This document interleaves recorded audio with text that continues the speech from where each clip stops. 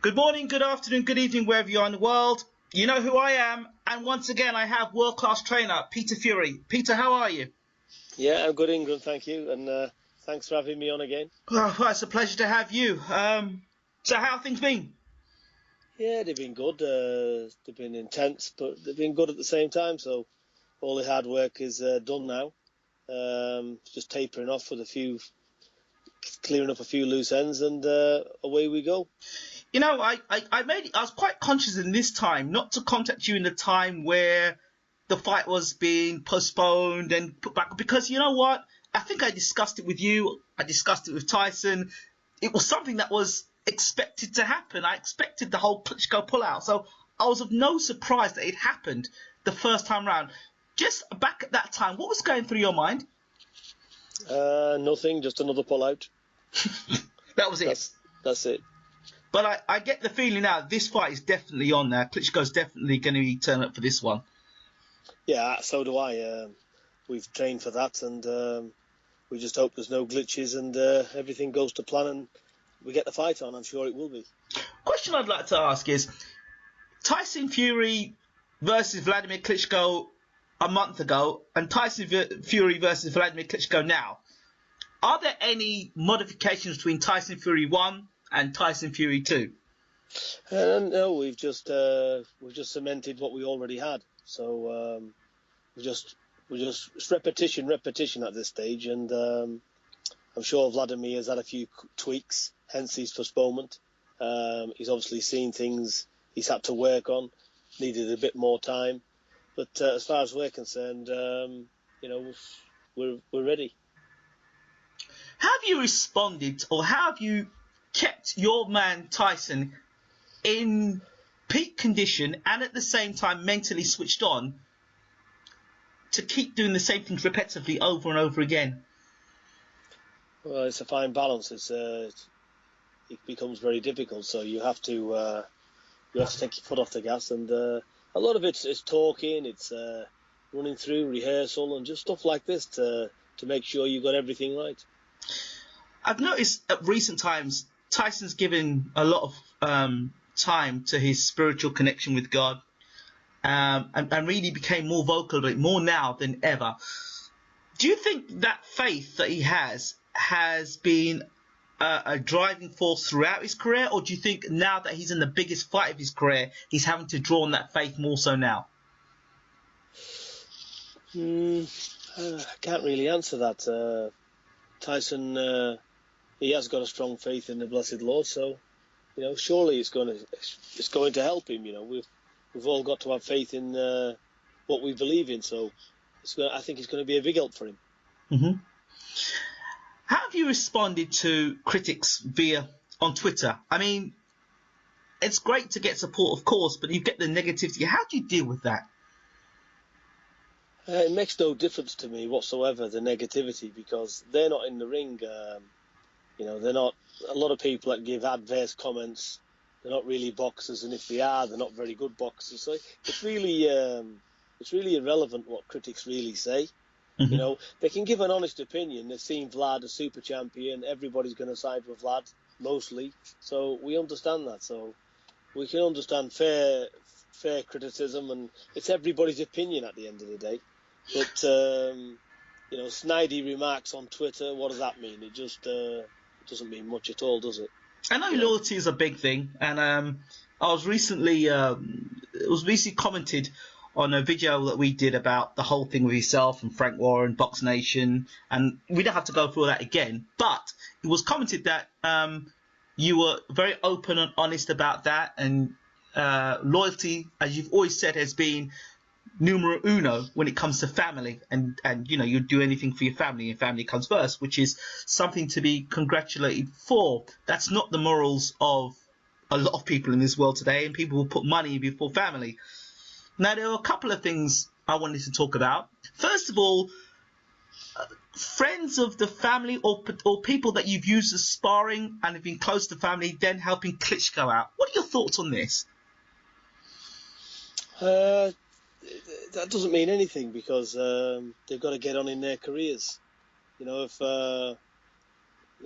you're alluding to a tweet we did adding Richard Towers, then that was a different scenario because we asked him to spar my son Hughie. Right. And, and we know Richard, we go back a long time with him. He used to spar Tyson a hell of a lot in Tyson's younger days. Mm-hmm. And also, when he was doing time, he'd done time with very close friends of ours. So, right. Richard's got a bit of a history with us. Nice guy. He's always come across absolutely polite, lovely fella, really. Mm-hmm. But like I said, we asked him to spar in Cannes. He was in Monaco, which is about 30 miles down the road.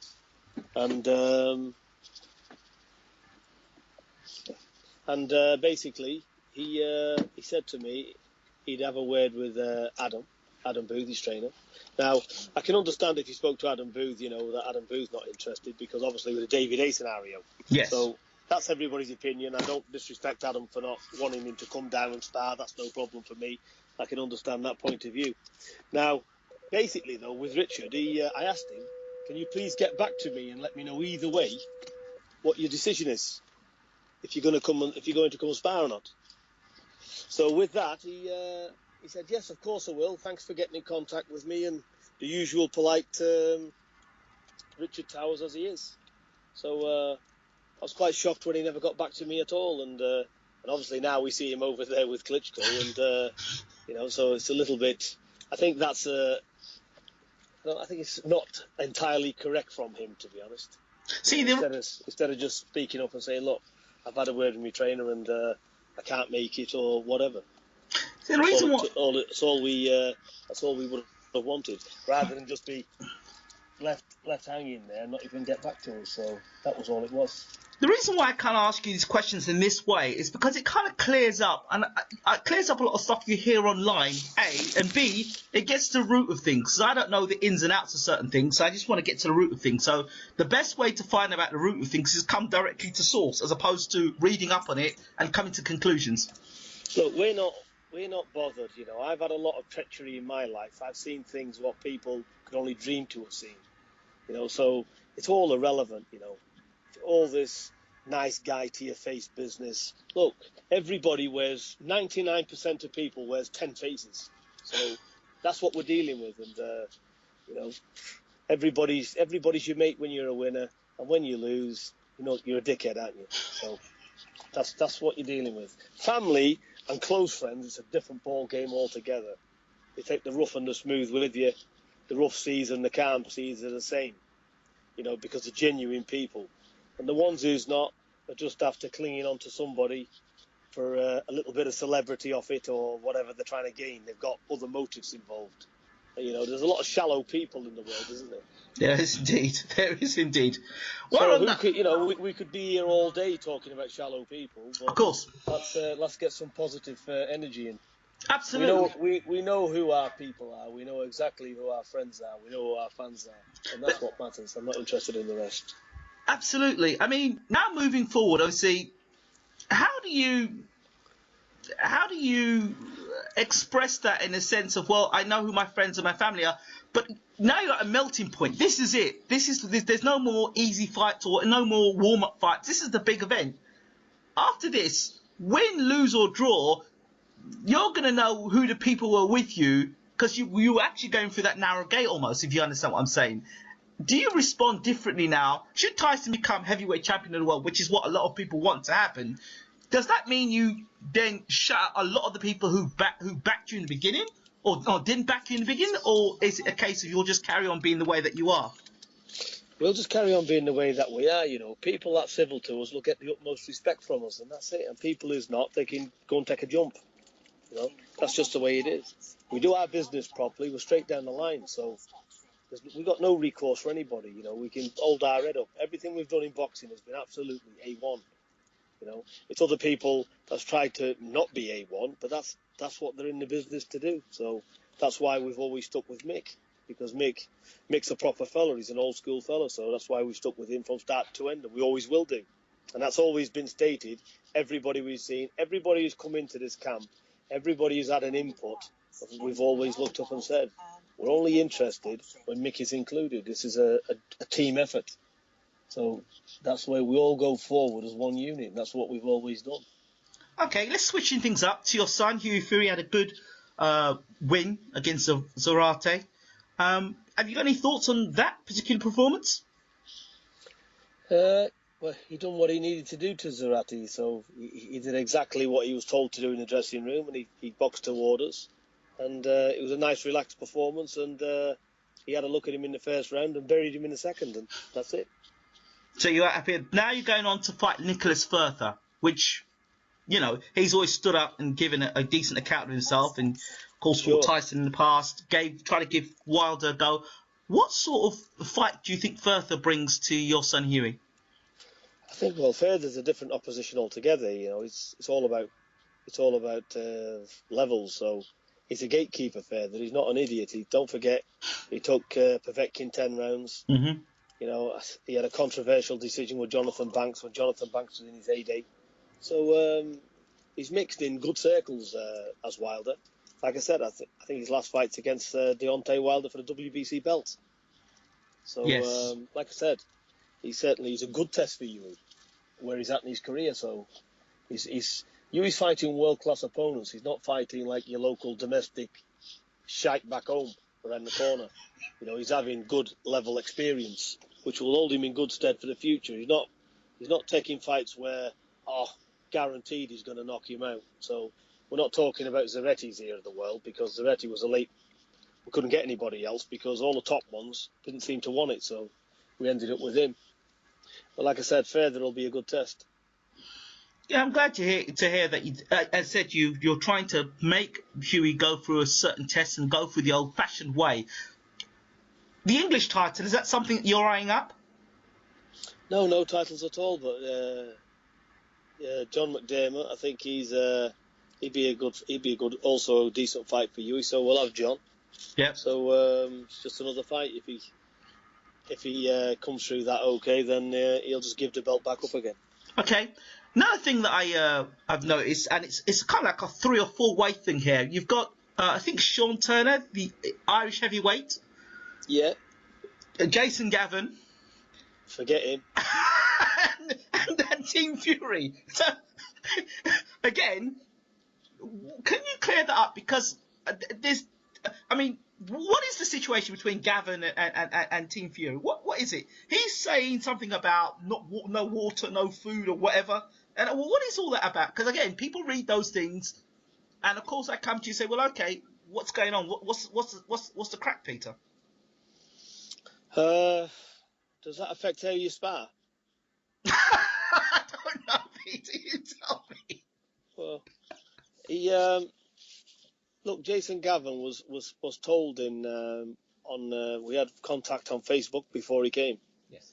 And we told him, look, I said, I don't think you're up to sparring, Tyson. I said, because he's young, he's hungry. I said, and you've got to keep a good pace. And he said, look, I can assure you I'm desperate. I need the money. I need the work. Please give me a chance. I will not let you down and everything else. So first day he's come, he's got complaints about the room or whatever. And I said, well, what is it? There's a fly in the room or something. So anyway, I sent some of the lads down there for a fly in the room. Then he slept and come back the next day, and he looked up and said, I think he landed over Friday. This is all going on over the weekend before we start sparring on a Monday. So then he looked up and said, there's road traffic noise. I said, yeah, because you're on an effing main road. I said, so the flat is on the main road. I said, so if you can hear a little bit of noise, I said, there must be 10,000 people living on this main road. I said, so you're the only one complaining about road noise.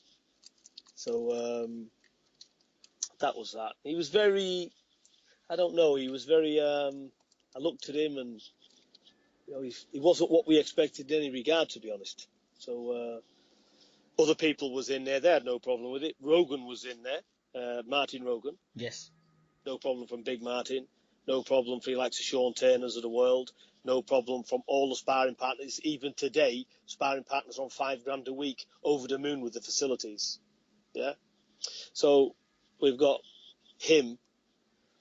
I'm looking at him. Every hair on his body is shaved. He's got gleaming, lovely white teeth. And I'm looking at him and thinking to myself, are you really going to be a good sparring partner? Anyway, we gets in and spars. He went nowhere. Couldn't do anything. So I asked him to shape his job up. We had a little bit of an argument upstairs to say, listen, you're fucking useless. Shape up or you're going to fuck off. So that was the conversations we had. Stop complaining. You're here to do a job. You're getting paid to do it. Get in and effing do it. Otherwise, you're off. So with that, he's contacting everyone else, and he's contacted Eddie Hearn and said, look, Eddie, is there anything down there for me? So Eddie rang me, and I said, you can take this guy with pleasure. So we sent him off. I think he sparred once or twice, and it was nowhere near good enough for us. He was not up to standard, so we sent him off, and he sparred Joshua down there. And then that we didn't hear any more from him. But look, he's had a career, Jason Gavern. He's not a bad journeyman for some young kids who's up and starting. You know, everybody's got to make a few quid.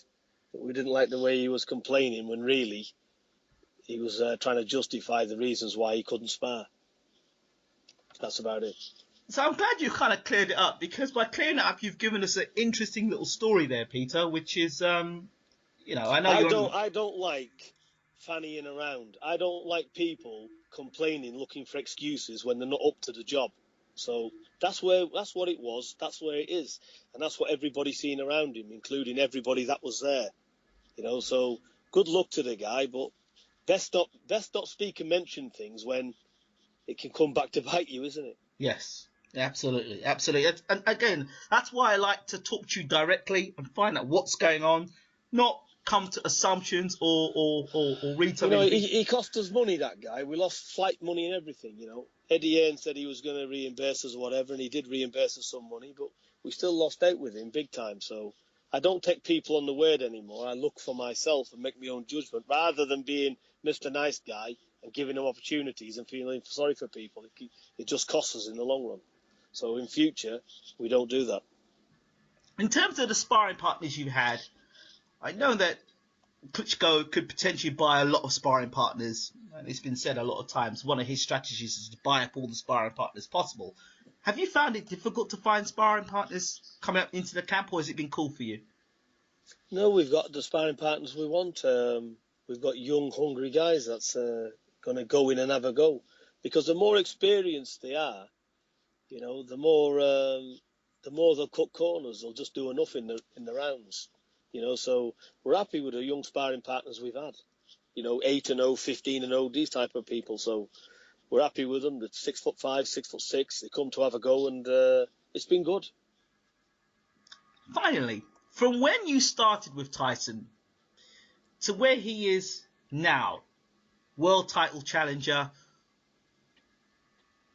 what would you say are the fundamental changes that Peter Fury and the influence you've had on Tyson from then to now would be? Well, it's just been a two-way street, you know. Mm-hmm. We get on, we're family, and he knows I do my very best for him, and he does his best for me to give it back. So it's a two-way street, and you know, look, it's all down to Tyson. He's the fighter, you know, so he's got a good team at the back of him, and it's up to Tyson now to deliver the goods. So you can see the improvement on him over the years. He's took it a lot more serious. He's listened to what's being said. You know, he's changed a lot of things in his outlook. But when he's in the gym, he does everything as he's told, and he's a phenomenal athlete. So he deserves his position. He does belong where he's at, and he is a world-class fighter. James Bashir has alluded to the fact that this is a very serious fight, yeah. and overnight Tyson Fury could turn from being somebody who's just, you know, a contender to a champion. It can happen in a split second. He said, sure. It's that serious a fight.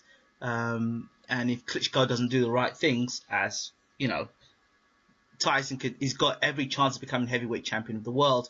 Should you become heavyweight champion of the world, or the team get the prize, the holy grail of boxing, Tyson's talked about retirement. Is that the end of the road, really? Tyson will say what he wants to anybody, but Tyson's a dedicated fighter. Tyson, if he gets past Klitschko, will be around a long time. He's got fighting in his veins. He can't live without boxing. So that's where it's at. Peter Few, thank you so much for talking to Baylor TV.